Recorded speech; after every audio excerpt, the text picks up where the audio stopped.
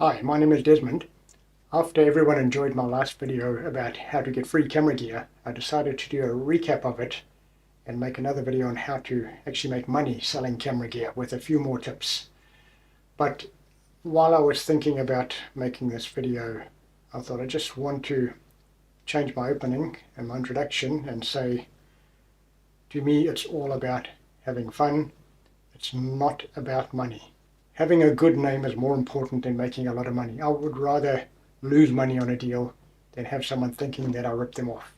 So I have in the past just given someone a full refund, taken the gear back, and had a look at what their complaint was. Once it was they just didn't know how to use it properly, and then I sell it again. But I would rather do that than tell someone, sorry, you don't get your money back, all trades are final. And as an example of how well this works, besides the fact that it's the right thing to do, one particular seller on our local auction site has got 100% feedback. I bought something off them, they sell a lot of gear, and it was faulty. And I told them, they straight away said, do you want us to send a replacement or do you want a refund? And after having had a look at it, I thought, I don't trust these things. I said, I'd rather have a refund, and that night the money was back in my account. And because of that, I went and bought something else off them that I didn't necessarily need, but I just wanted them to get something out of the deal. And after that, whenever I need something in the electronics area that I know they sell, I go straight looking for them and I give them the business rather, because they care about having a good name. So keep that in mind. Having a good name is better than making a lot of money. Now, a lot of people haven't heard my introduction yet. I'm an amateur photographer and videographer. I have two main hobbies. One of them is buying and selling gear, so it saves me from spending money where I don't need to. The other is blowing things up.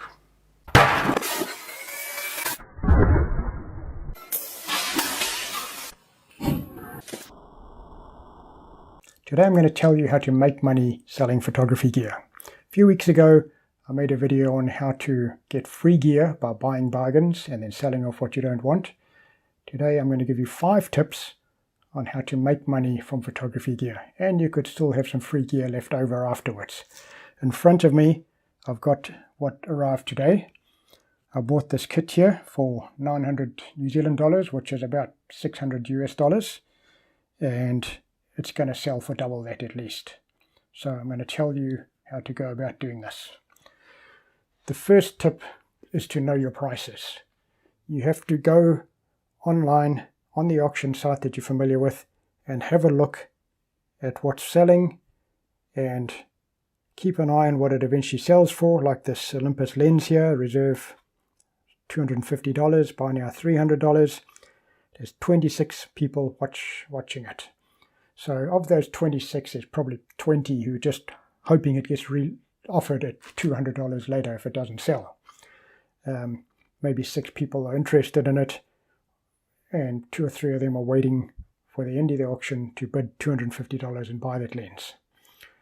But you just keep an eye on them, you keep watching this gear, because realistically, if you had to go on eBay now or any auction site and take $100,000 and buy the first $100,000 worth of camera gear you see, listed at $1 reserve auction, you're going to get about $30,000 back from the deal, because people are asking ridiculous prices. Some of them just don't realize that camera gear has dropped so much in value. Some of them are just hoping they desperately need the money. So that's tip number 1, know your prices. Tip number 2 is buy bulk deals. If we look at this stuff that I just won here, that was a bulk deal. And when you look at the picture, you see all that camera gear there.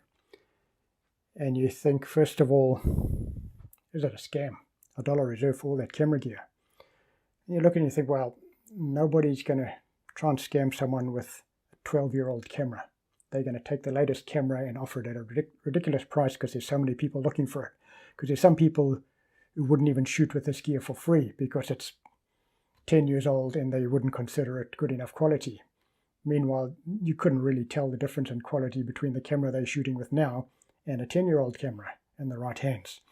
So you look at the listing and it says 2 GH4 bodies, and f4 7 to 14 millimeter, 12 to 35 2.8, 25 1.7, 35 to 100 f2.8, camera cage, 3 filters, 4 original batteries, 2 original chargers, a monitor, and some other bits and pieces. And he's listed there that some of the stuff is damaged, so very little chance of it being a scam. And then you go and also have a look at the guy's feedback. He's got 100% positive feedback with 150 sales. What you can also do is you can go into his previous sales and see, right, is that 100% feedback just from buying cheap things to get a good name before he scams someone? Or has he sold some really good stuff before? And he had 4 other auctions selling professional photography equipment that has been well used. So that gives an indication that it's not a scam. He's a working photographer. He's made more than his money back on the gear, and now he's just in a hurry to sell. So that's a good tip there too as well. Don't sell in bulk, because for every bulk deal you see like this, maybe 1,000 people look at it and say, wow, I wish I had that lens or that body or that monitor over there. Another 100 people look at it and say, I wish I had that camera body with that lens. Another 10 people look and say, I wish I had 2 of those lenses. And there's one person besides me bidding on it who says, right, I want to buy that lot, sell off what I don't need, and I'm going to have a profit, and I'm going to have some gear that I can use. So how do you win an auction like this? Well, first of all, I put an $800 auto bid on it. It was already at $250 when I got to it. And that serves 2 purposes. One, it eliminates people that aren't going to be prepared to pay more than that, because I was prepared to pay $1,200 for this set. And then eventually it reached $800. Someone beat my bid, and they could see obviously that when they placed a higher bid, they had to keep placing higher and higher to beat me. They saw I put an $800 auto bid on it. Now we're about 15 minutes from the end of the auction. So I don't put a $900 bid, but a $910 bid. Because the people thought before, well, he went to 800, it was a nice round number. He puts another order bid, and I keep bidding and goes up to 910. He's probably got a $1,000 order bid on it. I'm not worth it. I'm not prepared to go that far. And it just so happened that someone bid probably $905. My order bid went to 910, and they said, no, that's it. I'm not going any further. And I won the auction because I went $10 above that $900 order bid. The third tip is to take your time. There aren't always going to be deals like this. You're going to have to look for a few weeks before you see something. You don't just go in there and think, right, now I'm going to go and make some money and I'm going to bid on this, I'm going to buy it and I'm going to sell it off, because if you don't know your prices and it's not really a good deal, you could just be wasting your time and money doing that. So when you see a deal like this, you do your research, you see the guy's got good feedback, then you go and buy something like this. And which brings us to the 4th tip, is be prepared to walk away from the deal. If that guy carried on bidding, we got to about 1,200, I could look at this and say, you know what, it's just not worth my time and effort to try and get a profit out of that. So I'm going to walk away from this. You lose nothing by walking away from a deal. You could lose something by bidding more than something is worth, and you shoot yourself in the foot. So, what is this lot worth? One GH4 with a monitor. The one GH4, the rear screen wasn't working properly, so he said, I'll give you this monitor as well. And if I turn that on, I plug it in over there, I can see everything on the back of the monitor here. I can also look inside the viewfinder and I can change my settings in there. Now, the going rate, the last $1 reserve auction, one of these went for $350. With the screen not working, I'd estimate someone would be prepared to pay $150 to $200 for that camera body, just to have it as a B cam at a wedding or something like that. Still records perfectly good 4K video. Just because the back screen doesn't work doesn't mean you can't set it up and just record and make it useful like that.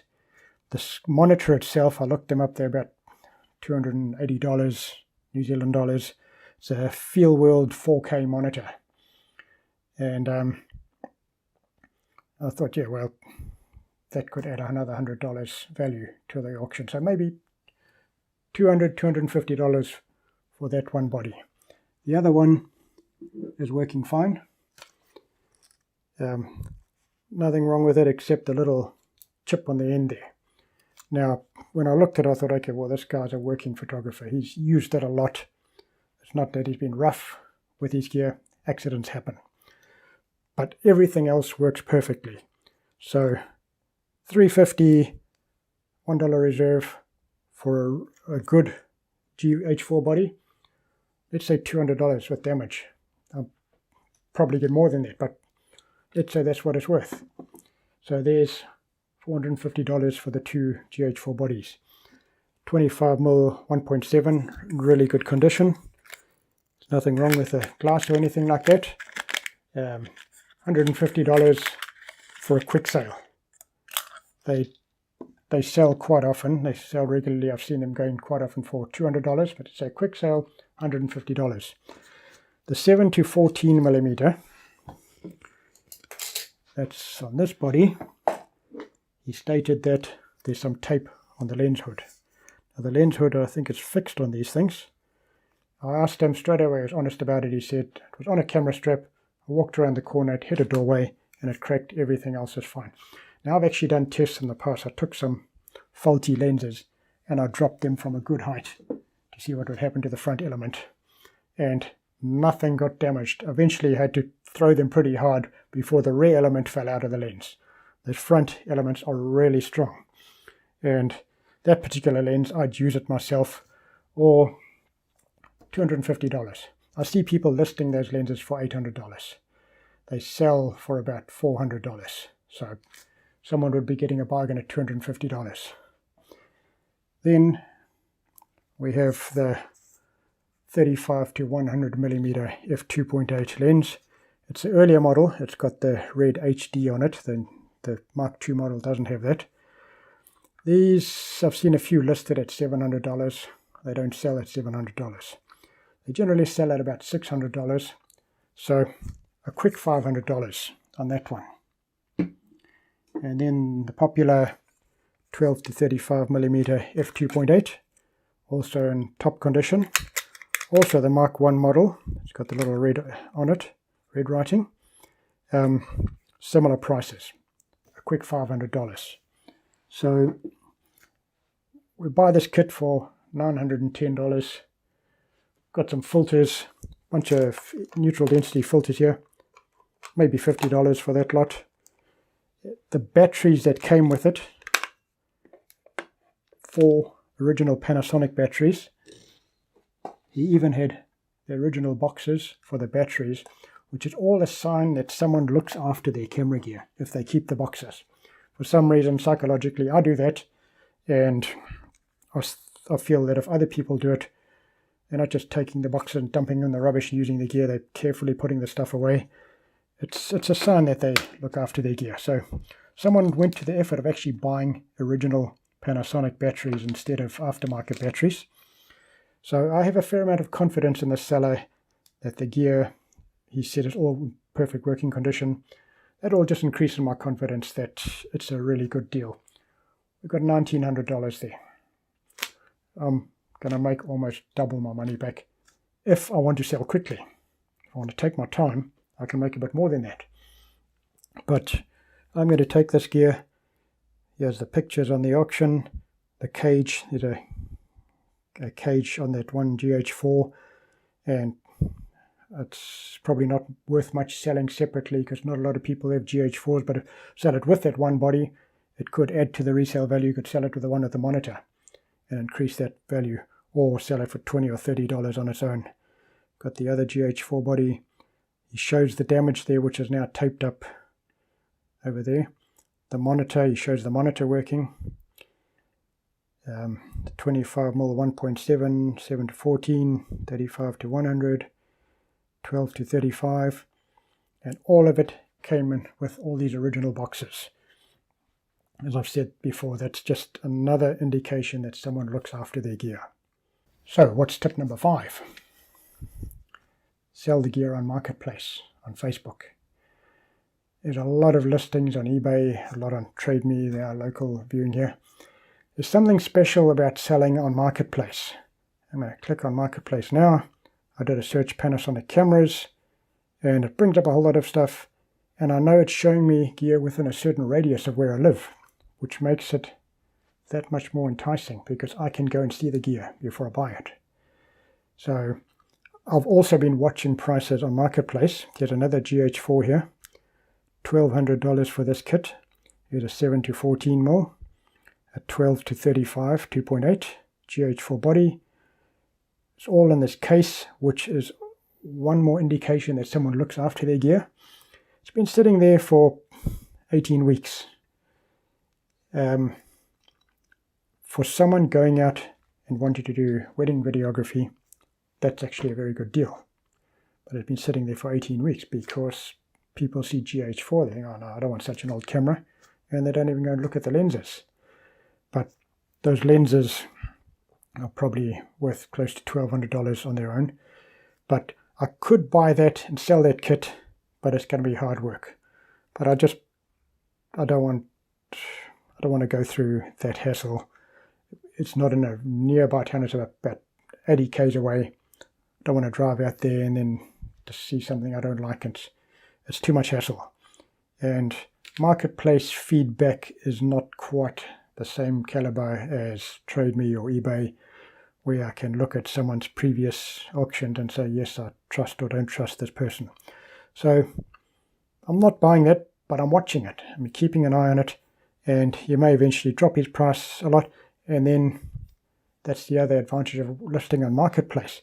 Some of this gear that might take a while to sell, I'll take it, I'll put it on Marketplace at, let's say, if the 12 to 35 normally goes for 700, for people who, if someone really wants it, they've got to pay 700 unless they're prepared to wait for a bargain. I'll put it up at 700. If it doesn't sell within a week, I'll knock $5 off it, and then it jumps to the top of the listing. The algorithm pushes it more towards people. And that's another good thing about Marketplace, is I open up, see what's on today, and I see it. Sony A6400 body, and I think, okay, what's that worth? And I'll look at it. I wouldn't go looking for that body on one of the other auction sites. There's just so many listings and rows of stuff, but it pops up, it's nearby, and I think, right, how much is that selling for? What's it worth? So that's the advantage of selling on Marketplace rather than other auction sites, is impulse buying. You get someone living nearby, they say, oh, that's in my town, I'm after a camera, I'll contact that person and have a look, it's right near me. And as opposed to someone saying, okay, let's go on the auction site and buy from some random person around the country. Impulse buying is the strongest draw card to selling on Marketplace, along with no listing fees. That increases your profit, no listing fees. Well, these other auction sites have got really greedy.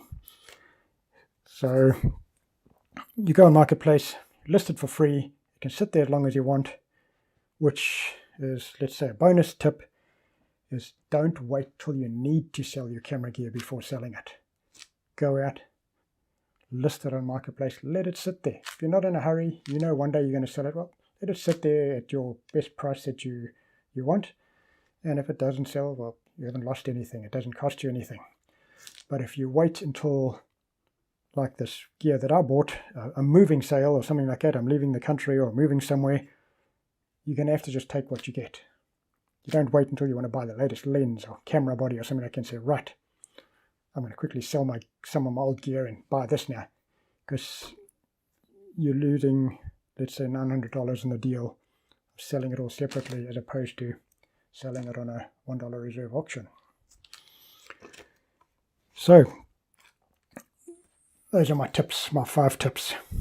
Know your prices. Buy bulk deals. Take your time.